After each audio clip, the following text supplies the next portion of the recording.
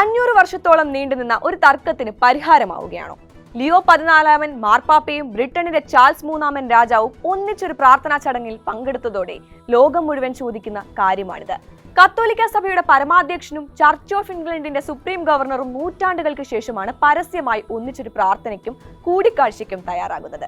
Christian സമൂഹത്തിലെ രണ്ട് പ്രബല വിഭാഗങ്ങൾ തമ്മിൽ നൂറ്റാണ്ടുകളോളം നീണ്ടുനിന്ന വഴക്കിന് കാരണം എന്തായിരുന്നു? ഇന്ന് തിരിഞ്ഞു നോക്കുമ്പോൾ കൗതുകം മാത്രമായിരിക്കാം തോന്നുന്നതെങ്കിലും കഴിഞ്ഞ നൂറ്റാണ്ടുകളിൽ ഇതുമൂലം ഇരു വിഭാഗങ്ങളിലെയും വിശ്വാസികൾ അനുഭവിച്ച ദുരിതങ്ങൾ ചെറുതല്ല. എല്ലാത്തിന്റെയും തുടക്കം ഹെൻറി 8 രാജാവിൽ നിന്നാണ്. ബ്രിട്ടന്റെ ചരിത്രത്തിൽ സൽപ്പേര് നേടിയ ഭരണാധികാരികളുടെ പട്ടികയിലല്ല ഹെൻറി 8 രേഖപ്പെടുത്തിയിരിക്കുന്നത്. വിമർശിക്കുന്നവരെ തൂക്കിലേറ്റുന്ന, അധികാരമുറപ്പിക്കാൻ ഏത് വഴിയും തേടുന്ന ധൂർത്തനായ രാജാവായിരുന്നു ഹെൻറി 8 എന്നാണ് പറയപ്പെടുന്നത്. തന്റെ രാജാധികാരം കൈമാറാൻ ഒരു ആൺകുഞ്ഞു വേണമെന്ന് ഹെൻറിക്ക് നിർബന്ധമായിരുന്നു. ആദ്യ ഭാര്യയായ കാതറിൻ പലതവണ ഗർഭം ധരിച്ചെങ്കിലും പലപ്പോഴും ജനിച്ചത് ചാപിള്ളകളായി. ജനിച്ച ഒരു ആൺകുഞ്ഞ് ആഴ്ചകൾക്കുള്ളിൽ മരിച്ചു. പിന്നീട് മേരി എന്നൊരു പെൺകുഞ്ഞുണ്ടായെങ്കിലും മകൻ വേണമെന്ന് ഹെൻറി നിർബന്ധം പിടിച്ചു. ഈ കാരണം പറഞ്ഞുകൊണ്ട് കാതറിനെ വിവാഹമോചനം ചെയ്ത് മറ്റൊരാളെ വിവാഹം കഴിക്കാൻ ഹെൻറി തീരുമാനിക്കുകയായിരുന്നു. ഈ സമയത്തുള്ള ഹെൻറിയുടെ പരസ്ത്രീ ബന്ധത്തെക്കുറിച്ചുള്ള കഥകളും വ്യാപകമായി പ്രചരിച്ചിരുന്നു. എന്നാൽ കാതറിനെ വിവാഹമോചനം ചെയ്യാൻ അന്നത്തെ മാർപ്പാപ്പ ക്ലെമന്റ് 7 അനുവാദം നൽകിയില്ല. ക്രൈസ്തവ വിശ്വാസപ്രകാരം വിവാഹമോചനം തെറ്റായിരുന്നു. വിവാഹം എന്നത് സ്വർഗീയ നിശ്ചയപ്രകാരം നടക്കുന്നതാണെന്നും അതുകൊണ്ട് ദൈവം ചേർത്ത് മനുഷ്യരെ വേർപ്പെടുത്തരുതെന്നുമായിരുന്നു സഭയുടെ നിലപാട്. മറ്റ് ചില സാമൂഹ്യ രാഷ്ട്രീയ സാഹചര്യങ്ങളും ചില നിരീക്ഷകർ ചൂണ്ടിക്കാണിക്കുന്നുണ്ട്. എന്തായാലും വിവാഹമോചനം ലഭിക്കാതെയായതോടെ കത്തോലിക്ക സഭയെ ഹെൻറി 8 ഉപേക്ഷിച്ചു. കാതറിനെ ഉപേക്ഷിച്ച് ആൻ ബോലെയ്ൻ എന്ന യുവതിയെ വിവാഹം കഴിക്കുന്നു. ചർച്ച് ഓഫ് ഇംഗ്ലണ്ട് എന്ന പേരിൽ പുതിയ സഭയും ഹെൻറി 8 ആരംഭിച്ചു. സഭയുടെ പരമാധികാരിയായി ഹെൻറി 8 സ്വയം പ്രതിഷ്ഠിച്ചു. ആംഗ്ലിക്കൻ സഭ എന്നും ഈ പുതിയ ക്രിസ്ത്യൻ സമൂഹം അറിയപ്പെടാൻ തുടങ്ങി.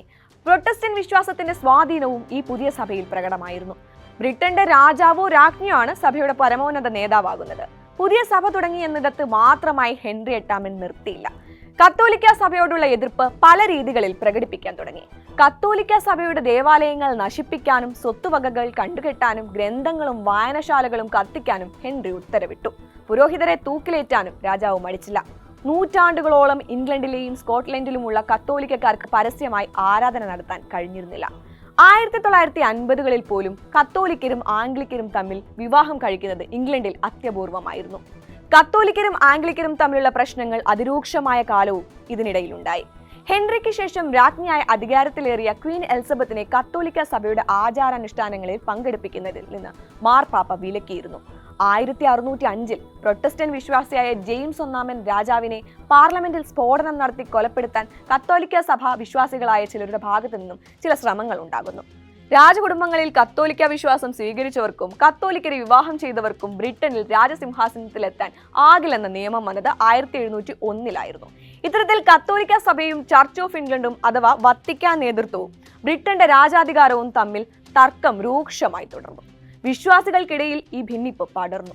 1536 തന്നെ ബ്രിട്ടനും വത്തിക്കാനും തമ്മിലുള്ള എല്ലാ ഔദ്യോഗിക നയതന്ത്ര ബന്ധങ്ങളും വിച്ഛേദിക്കപ്പെട്ടിരുന്നു. നൂറ്റാണ്ടുകളോളം ഇതിങ്ങനെ തന്നെ തുടർന്നു. ഒടുവിൽ 1982 ഈ ഔദ്യോഗിക ബന്ധങ്ങൾ പുനഃസ്ഥാപിക്കപ്പെട്ടത്. പിന്നീടുള്ള വർഷങ്ങൾ സഭയുടെ നേതൃസ്ഥാനങ്ങളിൽ എത്തിയവർ തമ്മിൽ വ്യക്തിപരമായി ചില അടുപ്പങ്ങളൊക്കെ ഉണ്ടായി. രാജാവ് അല്ലെങ്കിൽ രാജ്ഞി ആംഗ്ലിക്കൻ ആയിരിക്കണമെന്ന ചട്ടം ഇപ്പോഴും ഉണ്ടെങ്കിലും കത്തോലിക്കരെ വിവാഹം ചെയ്തവർക്ക് രാജകിരീടം ലഭിക്കില്ലെന്ന നിയമത്തിൽ മാറ്റം വരുത്തി. പക്ഷെ അപ്പോഴും പരസ്യമായ ഒത്തുതീർപ്പിലേക്ക് കാര്യങ്ങൾ നീങ്ങാൻ ഏറെ സമയമെടുത്തിരുന്നു. ഇപ്പോൾ 500 വർഷങ്ങൾക്ക് ശേഷം ഹെൻറി 8 പിൻഗാമി കൂടിയായ ചാൾസ് 3 രാജാവും കത്തോലിക്ക സഭയുടെ പരമോന്നത നേതാവായ ലിയോ 14 മാർപ്പാപ്പയും ഒരു പ്രാർത്ഥനയ്ക്കായി ഒത്തുചേർന്നിരിക്കുന്നു. ആംഗ്ലിക്കൻ ചർച്ച് കത്തോലിക്ക സഭയുടെ ഭാഗമായാലും ഇല്ലെങ്കിലും വരും നാളുകളിൽ ഇരു സഭകളും തമ്മിൽ തർക്കം തുടരില്ലെന്ന് ഈ കൂടിക്കാഴ്ച പ്രത്യാശ നൽകുന്നുണ്ട്.